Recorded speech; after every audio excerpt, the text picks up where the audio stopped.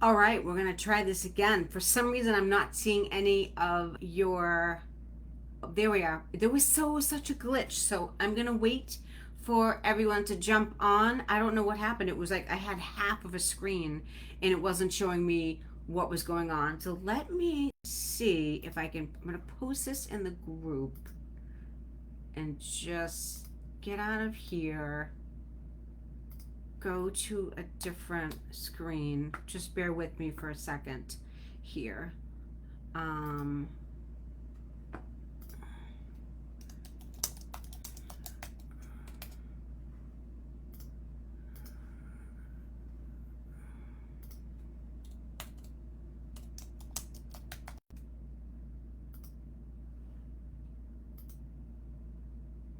all right, let's try this. I'm posting this link in here. So let me know if you can see me by jumping on. Okay, I see 2 viewers. So if you can, just go on the comments, see who you are, see where you're from. That was so weird because I just, for the life of me, I couldn't see. Usually I can see the comments on the right hand side. Everything looked different. So if you're on, let me know. Let me know you're on. Say hi. Okay, so I usually wait a couple minutes for everyone, anyways, to get on. So why don't you all kind of say hello?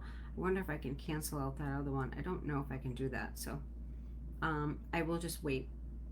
That's my comment. Hello.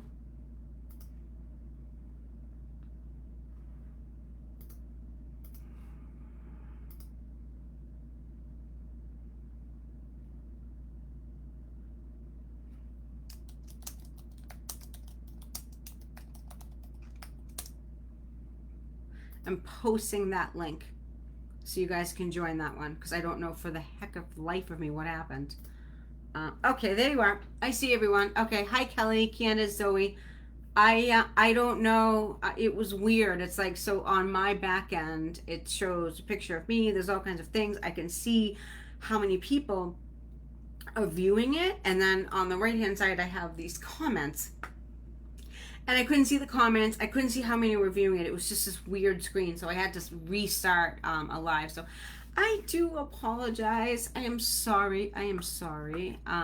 So we'll wait a couple of minutes for people to jump on for sure. So if you're watching this on replay or live, my name is Cheryl Hasher. I founded Sisters Who Scale, which is a amazing group of cleaning business and maid service owners and members, and I'm also a maid service owner. I started my company Made Right Cleaning in the Boston area. I'm the founder. I started as a single mother, solo cleaner, trying to put food on the table. I tell that story all the time because I feel it's important, and because I know a lot of us kind of started like that. And I scaled from nothing, not having any money, to over 750,000 a year, and growing. Yes, because we're always growing, right? I haven't cleaned for a while, and I grew my teams and my management levels, which is very important because if you want your freedom, you need your management levels. I grew that to where my days are now peaceful. I get my teams out in the morning. I'm an active cleaning business owner. I get my teams out in the morning. I usually don't hear a thing all day unless there's like a key problem or a lockout or something like that. So my I have team leaders, I have team trainers, I have quality supervisor. I've trained them correctly. They don't like being micromanaged, right? No one likes being micromanaged. That's why everyone quits. I've invested my time in training my teams. I've done some things that have failed miserably, right? Just being honest, years ago, but I've implemented a lot of things that have worked out very well.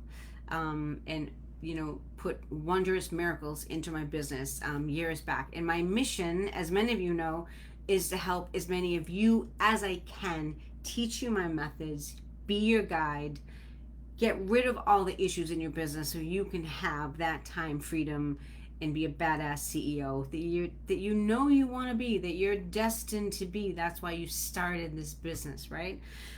that's what I do. So at the end of the day, whether your goal is to hit $1 million in revenue, $2 million in revenue, or you want to keep it at $250,000, whatever your goals are, one thing is certain is you need the right systems, and each level has different systems, right?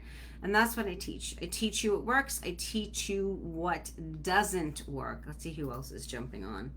Anyone else jumping on? Okay, a lot of people watch this on replay. I find it'll be playing, and then all of a sudden, people will be like, "Oh yeah, hi!" They're jumping on and listening now.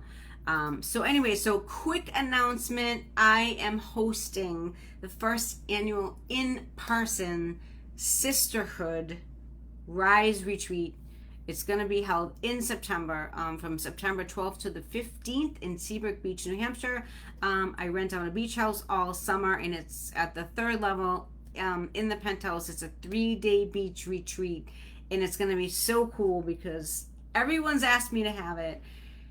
All the cleaning business owners that I work with, they all want to meet each other, and it's going to be a really good, it's going to be a good time. I'm going to be doing 3 days of training.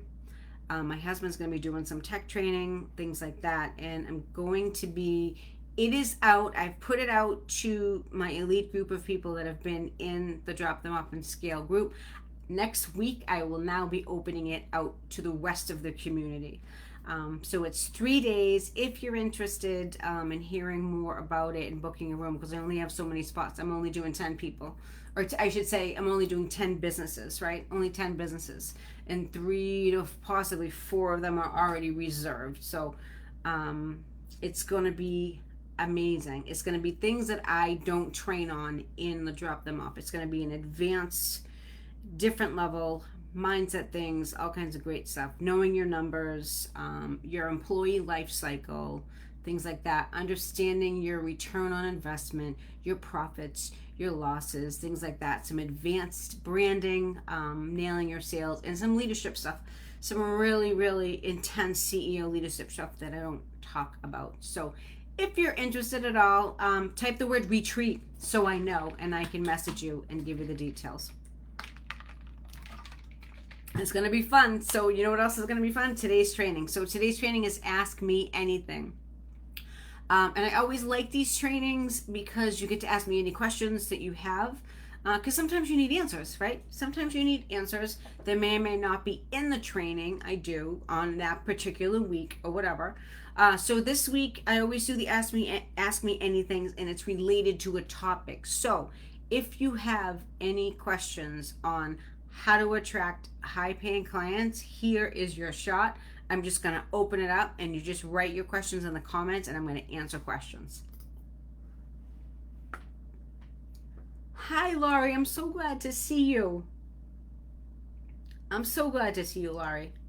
Kelly's coming to the retreat. Candace is coming to the retreat. Candace got herself Kelly's staying with me in the penthouse upstairs. It's the most amazing place ever. Candace got herself a private room with a private bath in the house as well. So anyways, who has questions? Let's talk about the questions on high-paying clients. And I'm going to just sit here until I get questions. So shoot.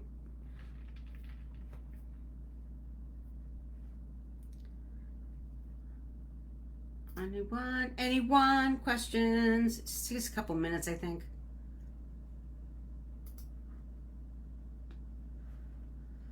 Let's see. Any questions? You guys don't have any questions at all? Okay. Laurie's thinking. What you're supposed to do is you're supposed to think of the questions before the training and bring them on so I can answer them.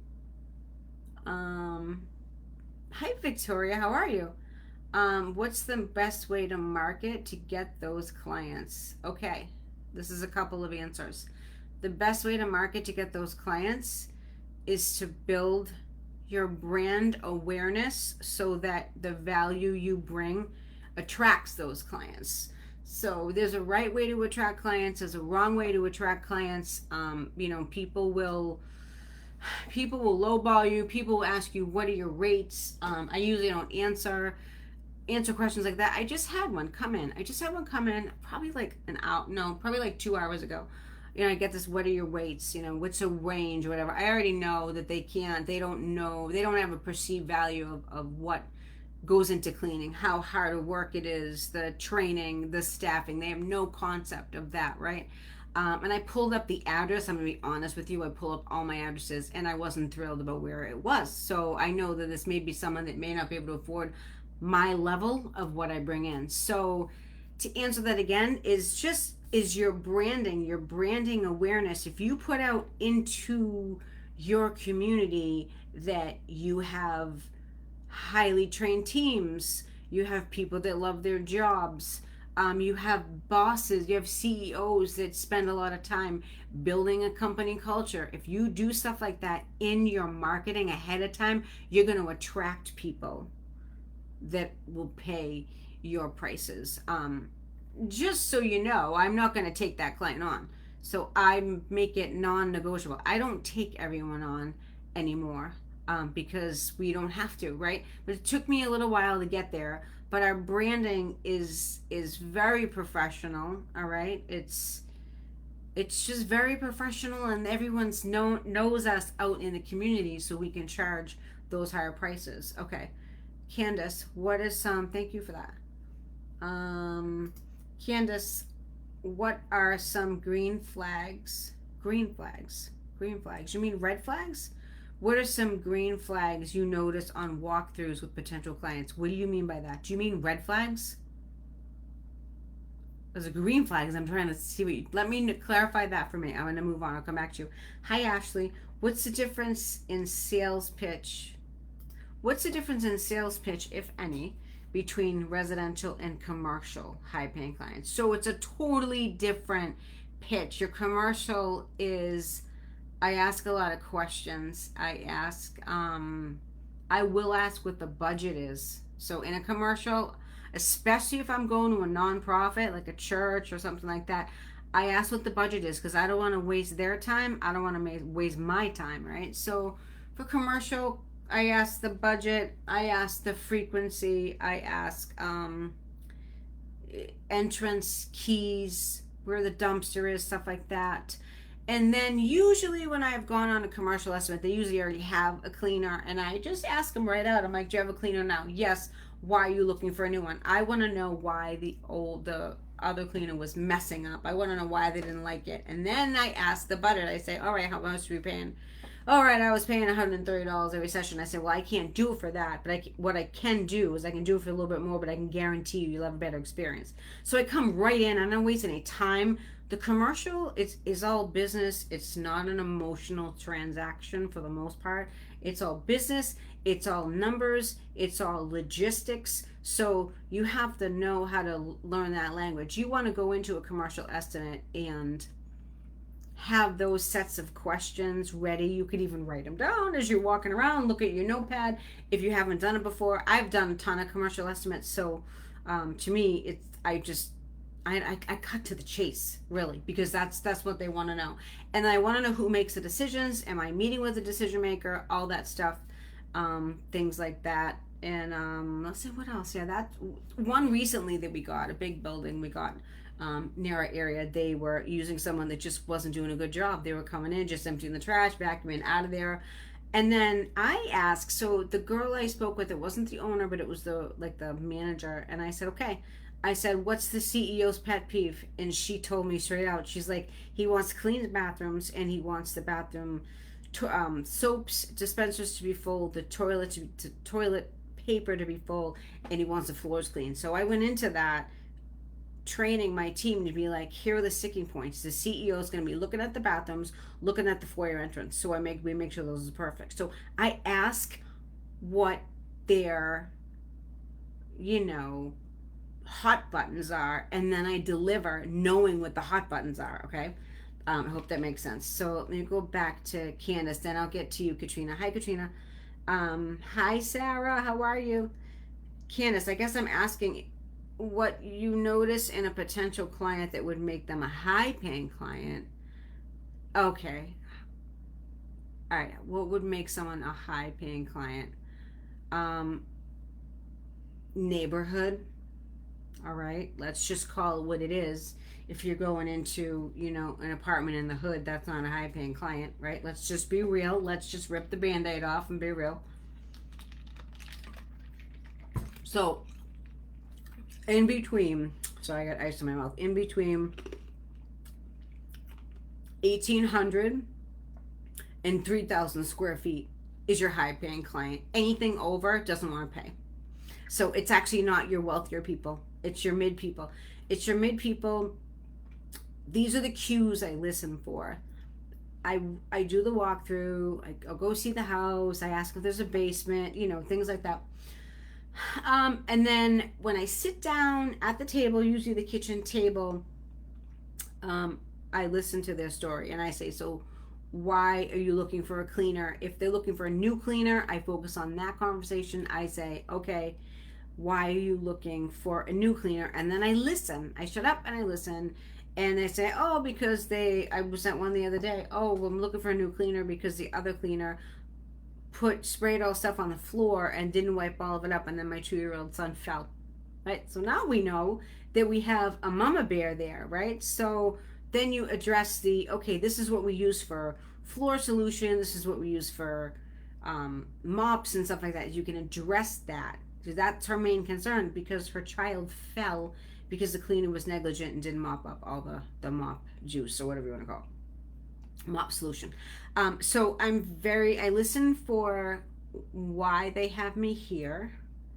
And then I say, something to the effect of, who's doing the cleaning now? I was meeting with the husband and wife, and I said, who's doing the cleaning now? Oh, the husband's like, oh, well, I do a little bit too. And I'm just like, yeah, sure you do. But I just went with it. And the girl's doing most of it. So, except Victoria's husband, because he cleans with them. So he's probably doing the house. But so I say, okay, why do you want to have a cleaner? Well, because I work full time. My husband's a firefighter. He has crazy hours, which is really true. And we need help, and I don't want to do it, and I want to spend my time with my kids and not cleaning the house. So I listen for that. And so they're telling me that they have the pain of they don't want to do it. They're overworked. They're overwhelmed. And that's it. And then that's how I base that. And I say, we're not the cheapest. We're not the most expensive. I go, we're, somewhere right down the middle. And I say, we may be a little bit more than what that girl did. And then I just say, I said to this woman, I said, but I came in $20 higher. And I said, but I said, your kid's not going to slip on the floor and you're going to get a good job. And I said, unfortunately, when you get cleaners or cleaning companies, not all cleaning companies or solo cleaners are created equal. People have different sets of standards, and you can't go with the cheapest, because if you go with the cheapest, you're going to get the cheapest service. Okay, and I just explained that to them. So, and because I've been doing it a while, it comes over as very confident, right? I'm confident in my answers because I'm not wrong. I've been doing it all this time, right? I'm not wrong. Okay, so I hope that helps. Though that's what I listen for. I listen for the pain. I listen for why they need me here, and I don't really have, okay, is it a sales pitch? Maybe. It's more of a conversation, right? It's sales, but it's not.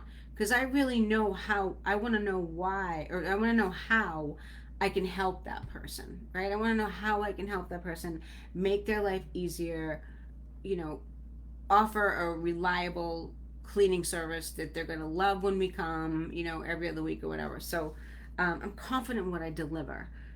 And that's a good statement. I'm confident in what I deliver, and that's how you get the high prices. Because when you're giving a high price, if you give a high price and you say something like, okay, it's going to be $175 for bi-weekly, is that okay? Don't ask them if it's okay. You're going to say, here's the price. You say, here's the price. This is what you get for this. This, A, B, C, D, whatever, all your systems that you're saying. And that's why you're getting that. Katrina. Going to Katrina. Hi, Katrina. Katrina's from Katrina and Laurie might be near each other. You're both in Canada. All right, Katrina, when hiring, how do you know you're hiring a good one? You don't really. Not all the time.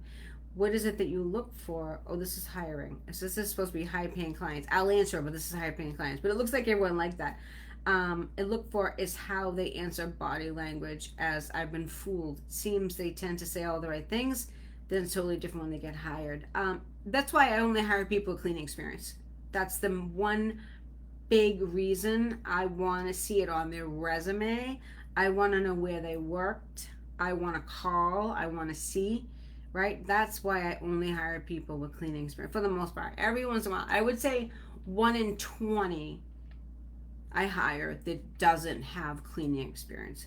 1 in 20. Everyone else has cleaning experience because of that reason. So they know, I know that they can come in and they can physically handle the job. They know what it's like to, deep clean a bathroom, deep clean a kitchen. It's not just, putting a little Dawn and water on a microfiber and wiping everything down.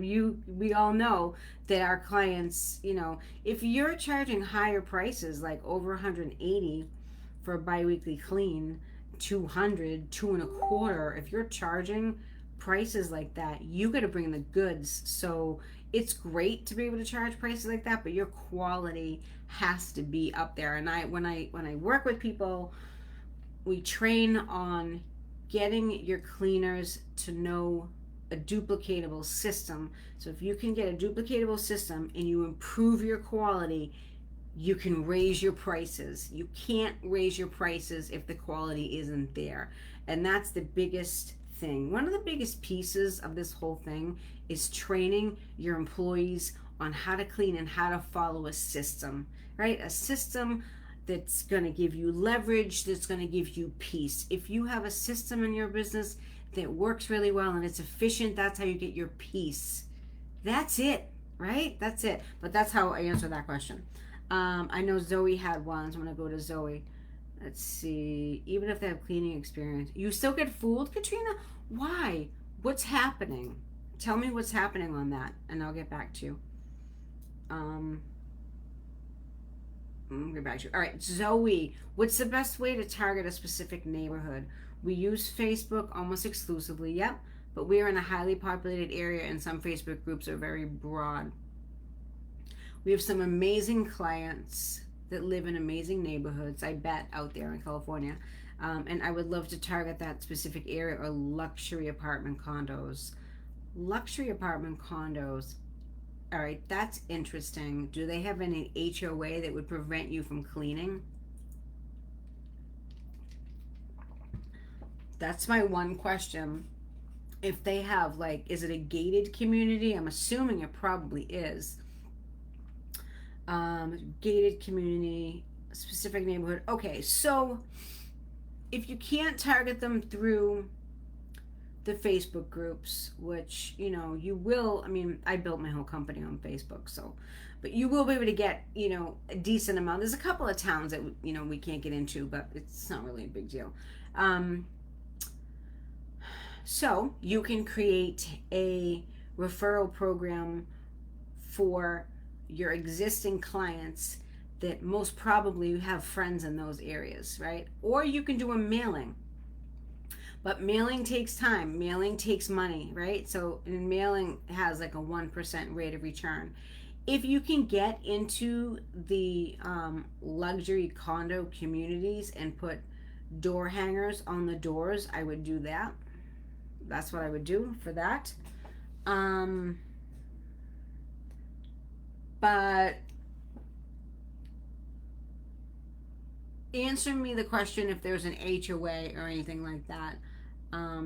Or you could do things with maybe putting cards in if there's like a local gym. I'm trying to think areas they would hang out. You know where they're going to hang out. They're going to hang out in the posh coffee places. They're going to hang out in the gyms near there. So maybe you can put some cards in there. You have to kind of do everything. Do that, come up with a referral program, which I can talk to you about on Zoe's and the Drop Them Up and Scale with her mom. They own the business together. I can talk to you about that tomorrow night. We can talk about creating a referral program if you want. So that's some of the things I would do. Okay. Victoria, that's what I want to talk to you about. Training, training, training. Yes, I know we need a meeting. I know you guys have been busy. You're coming off the spring market. I know you're busy. Victoria's in my state. She's in Holden, Mass, which is like 45 minutes from me. Okay. Questions. Laurie. All right. I don't know if this is... Yes, we'll talk about a referral program tomorrow night, actually. Yep, I love referral programs because the person is referring, they're referring their friend. They already know, they're vouching for you. You clean for them. It's like a win-win if the price works, right? 5 people on payroll now. Victoria had 0 people on payroll when we first started working together. Now she got 5 people. She should be damn proud of herself. She overcame quite a bit of fears, Miss V. Quite a bit of fears there. But you're doing it. All right. Laurie, I'm having a difficult time feeling confident in my service because even after extensive training, the cleaners still don't do a decent job. I would love to work with you because I guarantee you I could give you a system that works because I've been doing it for a while. So I'd have to look at it. To see if it's extensive and what it looks like, right? Is it written out? Is it a series of videos? Does everyone clean the bathrooms the same way? Like I have a whole system I roll out and I teach people how to do more, not only the cleaning, but like the routine of how to enter a house, what to do first, what to do second, blah, blah, blah. That type of thing. And that's what I work on with people. Katrina, their resumes, getting back to the people, their resumes say they have cleaning experience during the interviews. Okay. We discuss it and it all sounds great. When I hire the experience, they say I have to, hold on. When I hire the experience, they say they have doesn't show. I don't know what you mean by that. I have to start fresh, okay, by explaining and showing how to use proper techniques, proper products. Okay. Well, you want to do this anyways because each company uses different products, right? How to clean light fixtures, yep, how to clean an oven. It's crazy what I get. So do you think that they're lying to you? What do you think it is? They should know how to. So how do you find a good one? I don't know. I don't have this problem. So I do the ads. I call out the cleaners. I call out the servants' hearts in my ads that like customer service, things like that. Okay, I do that. And then I usually just start training them. I mean, sometimes we just finished training someone and she took a long time. She took 6 weeks, but she shows up every day. Everyone likes to work with her and she eventually wants to lead a team. So I invested the time in her.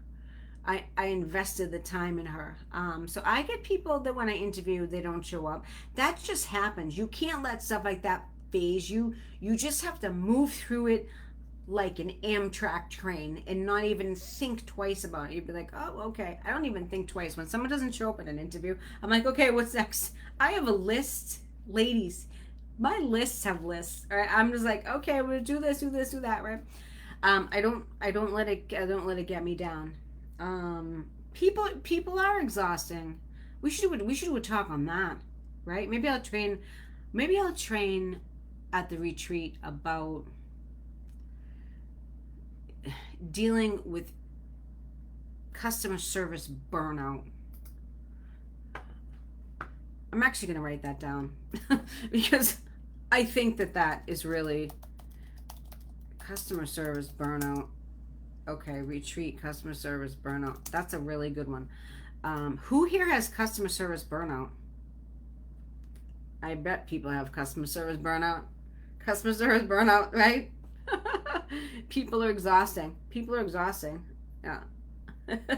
Laurie, customer service burnout. 100%. Zoe, I can vouch for this. Cheryl's cleaning system and strategy is changing the game for us. Very nice. Thank you, Zoe. Feel so much more confident to train employees when the time comes. So Zoe and a little backstory. Zoe and her mom, Mary Beth, own Honeybee Cleaning out in the Pasadena area in California. And they're cleaning themselves. I gave them my system, my routines, my solo routines, my team of 2, my team of 3 of how you attack a house, and they cut 30 to 45 minutes off each house. So they don't have employees yet, but when they do, that's going to equate to large amounts of labor cut, which means more profits in your pockets. Okay, I've been doing this enough a long time to know how you attack a house, how you speed clean, how you do this. All my team leaders know how to speed clean. When they have to go into bigger houses and they don't have to deep clean, they speed clean some of the time. My team leaders know, but they also know how to attack a routine, and that's exactly what I gave Zoe and her mom, and they tried it, and they've had major success. I know Candace has had it done too, and she shaved about. Candace did it, Libby did it, a whole bunch of people have done it. They shaved at least 30 minutes off each house. That's a lot of money. When you're running multiple teams, you're running 5-6 teams a day. That's a lot of money that needs to go back in your pocket. Training burnout. Yeah, employees don't think like us, right? Employees don't think like us, Victoria. They don't have entrepreneurial minds. They have employee minds. They want to go to work. They want to get paid. They want to work so many hours. They want to get to Friday, and they want to party on the weekends. That's what they want to do. All of us, we're probably not like that. We're probably doing something more productive. Probably because we have more on our plate. We have to worry about scheduling and employees and stuff like that. So, totally customer service burnout. Yep. I like that one. I like that one a lot. Who else has suffered from customer service burnout?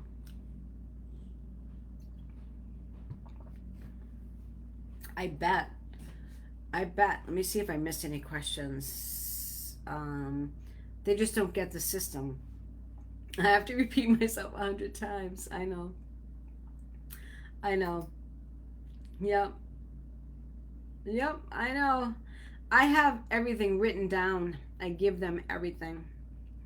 My process, everything written down. My trainers know how to train. I've spent a lot of time training my trainers. Okay, then you have that. Issue. You have to train your trainers. Okay, and if you can train training your trainers is not just about technique.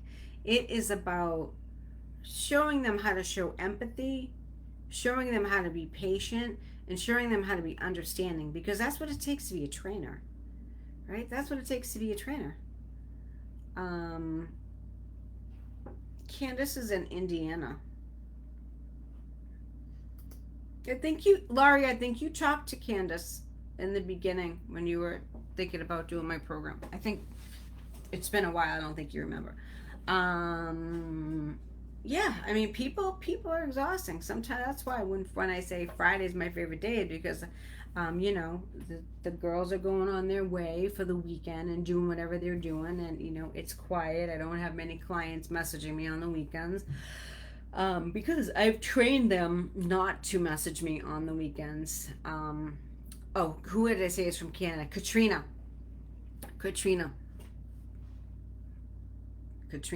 Westlock.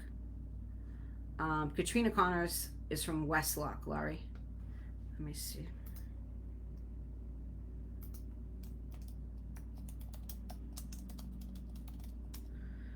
That's who my client is, Laurie. Katrina. Okay. I need more questions on attracting high-paying clients. It's always funny. I'll start the live on, I like to keep it to a certain topic, and then it kind of morphs, which is okay, which is fine. I want you to get your questions answered. Yes. I don't know. British Columbia, right, Laurie? You're from British Columbia. So maybe you're not near each other. I know Canada's so big. I always forget Canada is as big as the U.S. it's just on the top. Any more questions, ladies? Victoria. We have a Drop the Mop coming tomorrow, Saturday. I move to the place where I am having the retreat. I move there. We go for the summer and work my business from there. It's only half an hour away, so we travel back and forth. people are who are a pain in the butt are definitely not my target client. No. Yeah, and they're out there. They have people have different expectations, but it's your job to find the perfect clients, right? They don't know their pain. I just kicked one off the schedule tonight. She was so rigid, she could only be cleaned on Fridays in between like 9 and 11. I'm like, you kidding me, lady? And then we had a call out last Friday. I couldn't do her because she's only needs to be Fridays, and she's in a different area where we're usually there on Thursdays, right? So we made it work for a few times, and then she sends me a message and says she's disappointed. And I just said, we don't have the flexibility. I said, I understand if you want to go somewhere else. I said, we just don't have it. I said unfortunately you're pretty adamant about only wanting Friday between 9 and 11. I said, I have other days I could have put you on, but you don't want. I'm direct. I don't care. I'm not me. I'm not a jerk. I'm not mean, but I'm very direct, and I know how to talk to people. And I say, I know that you specifically wanted Fridays between 9 and 11. I just don't have that flexibility. If you need to find out the service, I totally understand. Yeah. Yeah, because you're not flexible, right? You're not flexible. We have a ton of clients. I don't have the flexibility I used to have, right? So when people cancel their clients, sometimes it's hard to get back in. The chances of getting in that week are slim to none because I have all these other clients, you know what I mean, like during the week. So it's difficult. I'm in Canada, small town, Westlock. Yeah, I'll let you guys get acquainted. All right, if no one has any other questions, I'm going to let you go. Drop the mop. I still have the drop the mop open. I have one spot left right now. I extended it this week. One spot left before I close the doors, because I only have a certain amount. So if you're interested in fixing your issues and getting rid of the villains in your business, which are what are the villains in your business? Employees, tire kickers, picky clients, right? It's all kinds of stuff. The spot is yours. Laurie, you need to be in it. We talked 3 months ago. You've wasted time. You could have already fixed your problems. Seriously. I'll get in touch with you. Laurie. I'm looking here. Pia. So Pia is Sarah. Sarah is my assistant that helps me manage the group a little bit to make sure there's no spam coming in, because sometimes people will post spam in the group, in the chat and stuff like that, and I don't understand why. Hi Bella, how are you? Being in the business for 3 years now, Bella focuses on Airbnb. She's out in LA too. Right now we're not doing many Airbnb's homes. Most of my cleaners are trained to do it. Awesome. So any suggestions on how to find real estate home cleaning? Do you mean residential reoccurring, Bella? Is that what you mean? Hold on.